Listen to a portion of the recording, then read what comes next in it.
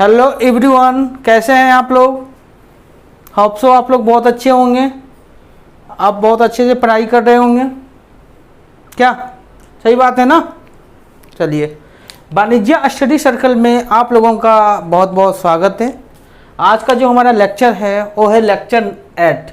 Lecture 8 में हम देखेंगे आज सिस्टम ऑफ अकाउंटिंग, उसके बाद सिस्टम ऑफ अकाउंटिंग देखेंगे, फिर बेसिस ऑफ अकाउंटिंग देखेंगे, और उसके बाद हम देखेंगे टैक्सेशन और एंड काइंड ऑफ टैक्सेशन।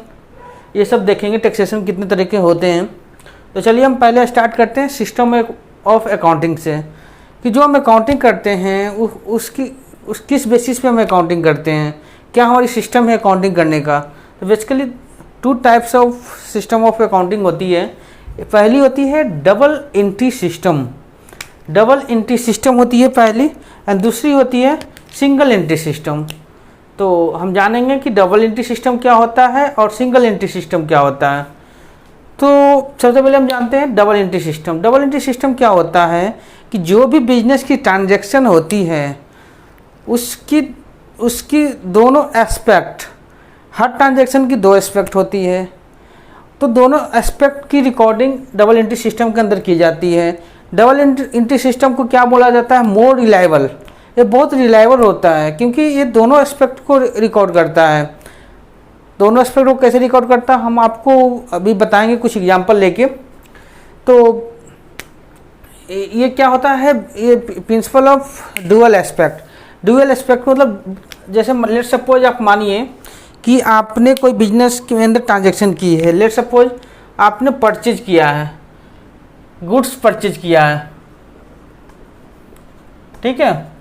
तो गुड्स परचेज किया होगा, तो गुड्स कैसे परचेज किया होगा, या तो कैश बेसिस पे परचेज किया होगा या क्रेडिट बेसिस पे परचेज किया होगा। दिख रहा है आप लोग को, हाँ। तो कैश बेसिस पे परचेज किया होगा तो क्या हुआ होगा, एक तो हमारा गुड्स क्या है, हमारा गुड्स हमारा इंक्रीज हुआ, ठीक है। हमने गुड्स खरीद के लाया तो गुड्स क्या हमारा इंक्रीज हुआ, ठीक है। दूसरा क्या हुआ कि हम उसको कैश से लाए हैं, मतलब कैश या बैंक, कुछ भी मान लीजिए, कैश या बैंक। तो हम उसकी पेमेंट क्या कैश में किए हैं या बैंक में किए हैं। तो यहाँ पे क्या होगी, दूसरी जो हमारी एसेट है वो कैश या बैंक रिड्यूस होगी। लेट सपोज हमने 5000 का गुड्स खरीदा है, तो 5000 से हमारा गुड्स बढ़ जाएगा और 5000 से हमारी कैश माइनस हो जाएगी, ठीक है। 5000 से गुड्स बढ़ जाएगा, 5000 से कैश माइनस हो जाएगी। तो इसमें क्या डुअल एस्पेक्ट हुआ, दो तरह की ट्रांजैक्शन हुई। एक क्या हुई, हमारे फैक्ट्री में गुड्स आई, हमारे शॉप में गुड्स आई, ठीक है। और दूसरी क्या हुई, हमारे यहाँ से जो हमारे पास कैश था 5000 रुपये, वो 5000 रुपये कैश मेरा कम हुआ। दूसरे अगर क्रेडिट बेसिस पे करते हैं तो क्या होगा, गुड्स तो हमारा आएगा ही हमारे बिजनेस में, फैक्ट्री में, ठीक है, शॉप में गुड्स आएगा। और दूसरी क्या होगा, 5000 की गुड्स आएगा। दूसरी क्या होगा,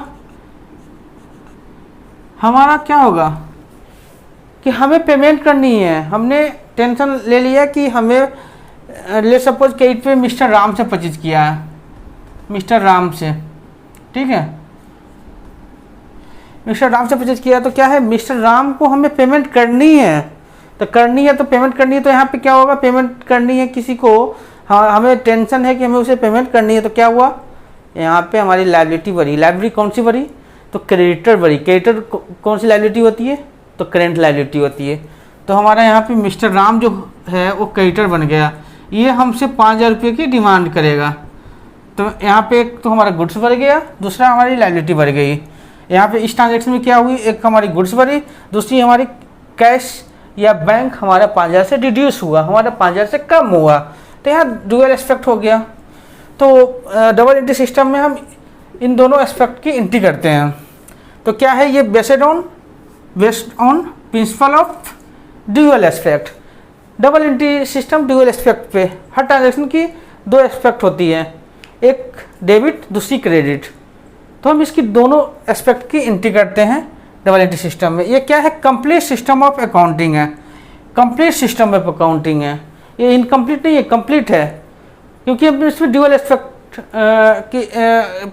एस्पेक्ट प्रिंसिपल के थ्रू चलते हैं, ड्यूअल एस्पेक्ट बेसिस पे चलते हैं। ठीक है, ये क्या है, एक्यूरेट एंड मोर रिलायबल। ये इसमें जो हम अकाउंटिंग करते हैं एकदम एक्यूरेट होती है और वो बहुत भरोसेमंद रिलायबल होती है। Possibility of fraud to be minimise, since ये ड्यूअल एस्पेक्ट पे काम करता है, ये कंप्लीट सिस्टम में अकाउंटिंग है, तो इसमें फ्रॉड जो होने की चांसेस है बहुत कम है, बहुत कम है, क्योंकि यहाँ ड्यूअल एस्पेक्ट एक आपने एंट्री की है तो दूसरी उसका इफेक्ट अदर लेजर पे अकाउंट्स पे पड़ेगा, जिससे क्या है कि possibility of fraud to be minimise, बहुत कम होने की चांसेस है फ्रॉड। ये क्या है, arithmetic inaccuracy to be check through preparation of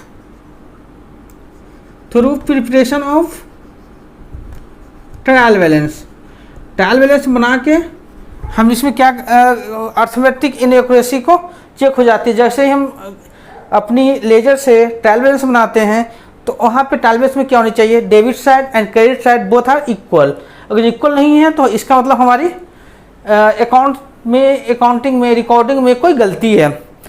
तो इसमें क्या होती है, arithmetic inaccuracy to be check through preparation of trial balance बना के इनएक्यूरेसी की पता चल जाती है, हमें उसकी चेक हो जाती है। तो डबल एंट्री सिस्टम यही है।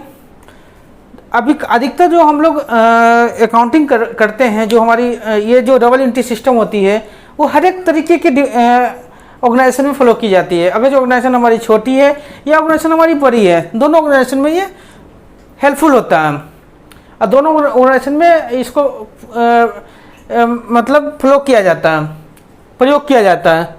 तो डबल एंट्री सिस्टम हमारा बहुत अच्छी अकाउंटिंग सिस्टम है।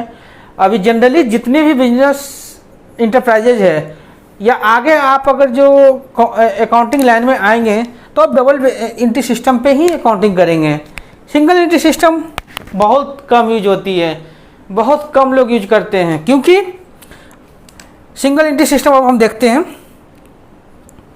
क्योंकि इनमें ये इनकम्प्लीट सिस्टम ऑफ अकाउंटिंग है, इसलिए इसको लोग बहुत कम यूज करते हैं। तो हम अब देखते हैं single entry system. Single entry system क्या है? सिंगल एंट्री सिस्टम में हम ड्यूअल एस्पेक्ट के ऊपर ड्यूअल एस्पेक्ट की एंट्री नहीं करते हैं। जैसे हमने गुड्स परचेज किया तो हमने क्या किया, कैश बुक में तो अपने 5,000 रुपये कम कर लिए, लेकिन हमने गुड्स रिसीव में नहीं दिखाया। ठीक है, परचेज में हमने गुड्स नहीं दिखाया, तो इससे क्या होगी, इनएक्यूरेसी होगी, चांसेस ऑफ फ्रॉड मैक्सिमाइज होगी, ज़्यादा होगी चांसेस ऑफ फ्रॉड। ठीक है, ये क्या है, रिलायबल सिस्टम ऑफ अकाउंटिंग नहीं है। ठीक है, क्योंकि रिलायबल तभी होगी जब एक्यूरेट इसमें अकाउंटिंग होगी। एक्यूरेट अकाउंटिंग हो नहीं रही है तो ये रिलायबल सिस्टम ऑफ अकाउंटिंग है नहीं है। फ्रॉड की चांसेस इसमें बहुत ज़्यादा है। और क्या, ये इसको जो यूज करते हैं वो बहुत छोटे तबके के व्यापारी करते हैं या बिजनेसमैन करते हैं। ठीक है, सिंगल एंट्री सिस्टम। तो single entry system and double entry system, ये दो चीज़ हमने देख ली। सिंगल एंट्री सिस्टम क्या है कि इनकम्प्लीट सिस्टम ऑफ अकाउंटिंग है, ये रिलायबल नहीं होती है, इसमें फ्रॉड की चांसेस बहुत ज़्यादा है। इसमें वन एक्सपेक्ट की रिकॉर्डिंग करते हैं, डुअल एक्सपेक्ट पे इसमें काम नहीं करते हैं। ठीक है, आगे आपको इसी क्लास में, आगे आने वाली क्लासेस में एक चैप्टर आएगा जिसमें सिंगल एंट्री सिस्टम से हम उसको डबल एंट्री सिस्टम में कन्वर्ट करेंगे, वो हम आगे पढ़ेंगे। ठीक है, तो यहाँ पे हम double entry system and single entry system देखा सिस्टम ऑफ अकाउंटिंग के अंदर। होप सो ये सब सारी चीज़ें आपको अच्छी समझ में आ गई होगी। तो आगे हम बढ़ते हैं, अपने लेक्चर को आगे बढ़ाते हैं और देखते हैं अगली टॉपिक। अब दूसरा जो हमारा टॉपिक है वो है बेसिस ऑफ अकाउंटिंग। हम अकाउंटिंग किस बेसिस पे करते हैं? जनरली हम अकाउंटिंग दो बेसिस पे करते हैं, टू बेसिस, कैश बेसिस और एक्रूअल बेसिस। तो कैश बेसिस क्या होता है, एक्रूअल बेसिस क्या होता है, ये हम अब देखेंगे। सबसे पहले हम देखते हैं कैश बेसिस। कैश बेसिस पे जो अकाउंटिंग हम करते हैं उसके अंदर क्या होती है कि अकाउंटिंग हम तभी करते हैं, बुक्स ऑफ अकाउंट में तभी रिकॉर्ड करते हैं जब या तो कैश हम रिसीव करते हैं, या तो हम कैश रिसीव करते हैं, या हम कैश पेमेंट करते हैं। देन अगर जो हमारी कोई आउटस्टैंडिंग बैलेंस है तो हम उसको अपनी बुक्स ऑफ अकाउंट में नहीं दिखाते हैं। ओनली जो जो जो हमें कैश में रिसीव होगी उसी की अकाउंटिंग हम अपने बुक्स ऑफ अकाउंट में करेंगे। कैश रिसीव्ड एंड पेड, उसी की एंट्री हम बुक्स ऑफ अकाउंट में करेंगे।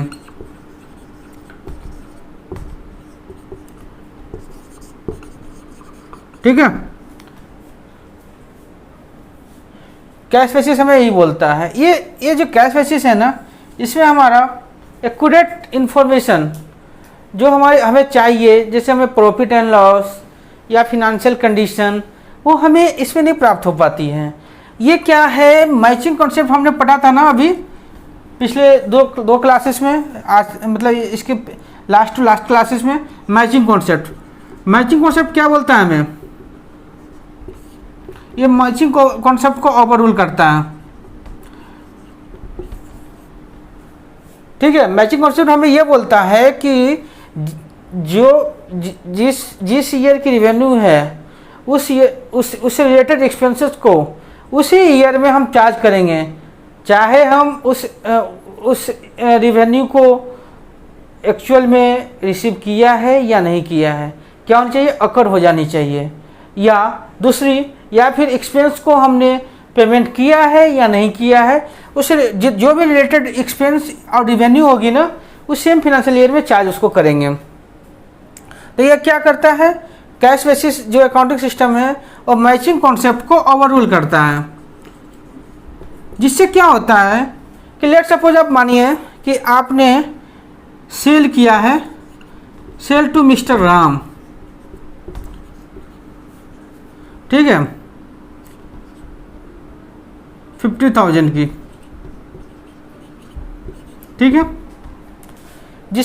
जिसमें से मिस्टर राम ने हमें पेमेंट कर दिया है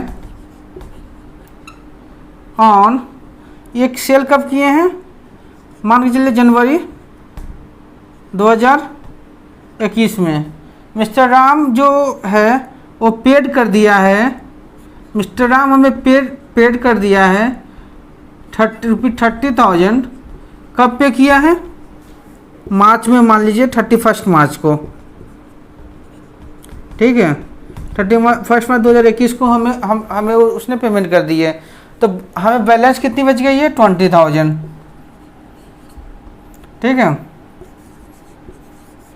लेट सपोज जो माल हमने राम को बेचा है ना, उसकी कॉस्टिंग है,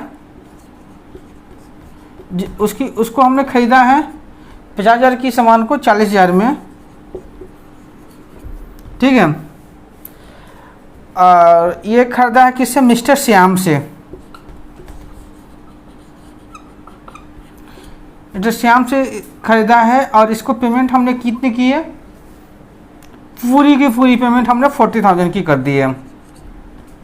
तो इस केस में क्या होगा, इस केस में क्या होगा, हमने कैश की पेमेंट कितनी की है, 40,000 की पेमेंट, ठीक है। रिसीव हमने कितना किया है, 30,000 रिसीव्ड। तो यहाँ पे देखिए कि जो हमारी कॉस्टिंग थी गुड्स की 40,000 रुपये, हमने रिसीव 30,000 रुपये किए, तो यहाँ पे हमें लॉस हो रही है 10,000 की, जो कि एक्चुअल में लॉस है नहीं। यहाँ पे लॉस कितनी की हो रही है, 10,000 की, जो कि एक्चुअल में लॉस है नहीं हमारा, क्योंकि यहाँ हमने कितने का, अगर जो मैचिंग कॉन्सेप्ट हम फॉलो करते हैं तो मैचिंग कॉन्सेप्ट के अकॉर्डिंग 50,000 की हमारी पेमेंट हुई है, ठीक है।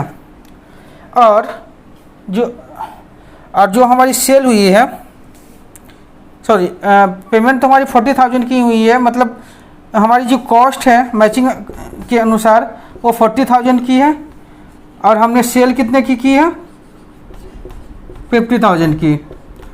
तो यहाँ पे हमारी प्रॉफिट कितनी है, 10,000 की, ठीक है।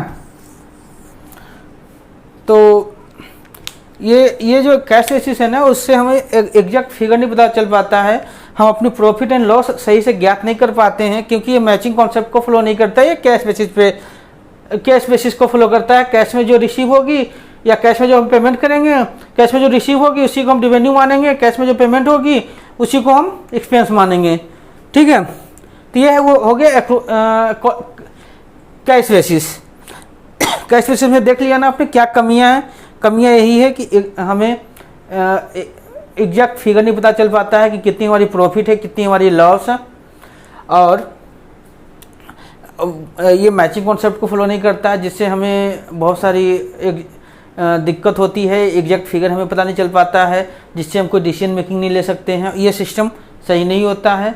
ठीक है, ये सिस्टम को जनरली यूज नहीं किया जाता कैश बेसिस पे। अगर जो कोई कैश बेसिस पे यूज कर रहा है, आगे आपको पढ़ना आएगा कैश बेसिस पे यूज हो रहा है, तो उसको हम एक्रूअल बेसिस पे कन्वर्ट करते हैं, देन हम अपने बुक्स ऑफ अकाउंट में रिकॉर्ड करते हैं और सही प्रॉफिट एंड लॉस को एसर्टेन करते हैं। दूसरी कौन सी हमारी है? Accrual basis. एक्रूअल बेसिस क्या होती है? एक्रूअल बेसिस हमारी जो होती है, चलिए इसको हम मिटा देते हैं,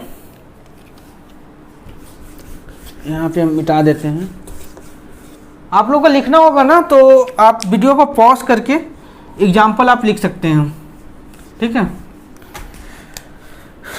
एक्रूअल बेसिस क्या करता है? एक्रूअल बेसिस जो होता है, एक्रूअल बेसिस वो क्या है? जो इनकम हमारी एक्रूअल हो चुकी है या जो एक्सपेंस हमारा ड्यू हो चुका है, उसकी अकाउंटिंग हम उसी फाइनेंशियल ईयर में करेंगे, चाहे उसकी पेमेंट हमने कैश में की है या नहीं की है। ठीक है, एक्रूअल बेसिस क्या फॉलो करता है? मैचिंग कॉन्सेप्ट को। जैसा कि आपने पहले मैचिंग कॉन्सेप्ट पढ़ रखा है, इसमें जो all expenses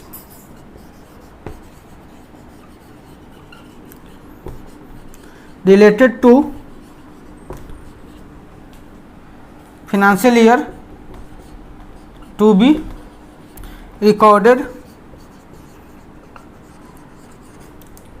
in same financial year for which they relate।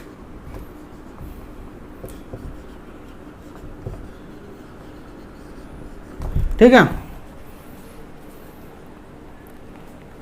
All expenses and income, यहाँ पे इनकम भी होगा, related to financial year to be recorded in same financial year for which they relate. जिस फाइनेंशियल ईयर से वो relate करती है उसी फाइनेंशियल ईयर में हम उसको रिकॉर्ड करेंगे, जिससे क्या होगा? हमारी प्रॉफिट एंड लॉस सही एसर्टेन होगी। ठीक है, इक्वल बेसिस ऑफ अकाउंटिंग हर एक ऑर्गेनाइजेशन फॉलो करती है, हर एक ऑर्गेनाइजेशन, क्योंकि ये इससे हमें सही अपनी financial condition, profit and loss प्राप्त होता है। ठीक है, ये हमारा मैचिंग कॉन्सेप्ट को फॉलो करता है, जिससे कि जो भी हमारा एक्सपेंस है, जो भी हमारा उस ईयर से रिलेटेड, उस इनकम से रिलेटेड एक्सपेंस है, उसको हम उसी फाइनेंशियल ईयर में हम रिकॉर्ड करते हैं जिस फाइनेंशियल से वो रिलेट करता है। तो यहाँ हम बेसिस ऑफ अकाउंटिंग देख लिए, कैश बेसिस, एक्रूअल बेसिस, और आज की क्लास में हम इतना ही देखेंगे। नेक्स्ट क्लास में हम देखेंगे टाइप्स ऑफ टैक्सेशन, कितने टाइप्स की टैक्सेशन होती है। उसके बाद हम जानेंगे इसको बहुत डिटेल में। ठीक है, और उसके बाद हम उसके नेक्स्ट क्लास में स्टार्ट करेंगे रिकॉर्डिंग ऑफ ट्रांजैक्शन, जिसके अंदर जर्नल एंट्री होगी। ठीक है, तो इस क्लास को हम यहीं पे एंड करते हैं। अगर जो आपको इस सारी क्लासेस में कोई भी प्रॉब्लम आई हो, जो भी आज तक की क्लासेस हमने पब्लिश किया है यूट्यूब पे, जो लाइव के स्टूडेंट हैं, लाइव क्लास के, वो तो सामने पूछ सकते हैं क्वेश्चन, लेकिन जो यूट्यूब के थ्रू हमारे साथ जुड़े हुए हैं, उनकी कोई डाउट हो, क्वेरी हो, तो आप मुझे व्हाट्सएप, मेरा नंबर है, उस पर आप क्वेरी पूछ सकते हैं, जो कि है 7011356360। मेरे जो FB का पेज है, आप लेटेस्ट अपडेट के लिए मेरे FB के पेज को लाइक करें, जो कि है वाणिज्य BANIJYA अंडर वाणिज्य @वाणिज्य स्टडी, ठीक है। और जो हमारा इंस्टा का पेज है वो क्या है, वाणिज्य _स्टडी, ठीक है। तो इन दोनों पेज को आप लाइक करें और अपनी क्वेरी को व्हाट्सएप नंबर पे भेजें, जिससे कि हम आपको नेक्स्ट क्लास में उस क्वेरी को हम समझाएंगे आपको। अगर जो आप अपना कॉन्टैक्ट नंबर छोड़ेंगे तो मैं आपको उस कॉन्टैक्ट नंबर पे आपको उस क्वेरी का सॉल्यूशन दूंगा, रिप्लाई दूंगा, ठीक है। बाकी अगर जो आप व्हाट्सएप मुझे नहीं कर सकते हैं तो आप मुझे वीडियो के कमेंट्स में बताएं कि कहाँ आपको दिक्कत आई है, ठीक है। तो आज की क्लास हम यहीं पे एंड करते हैं और नेक्स्ट क्लास में हम फिर आपसे मिलते हैं। चलिए, बाय बाय।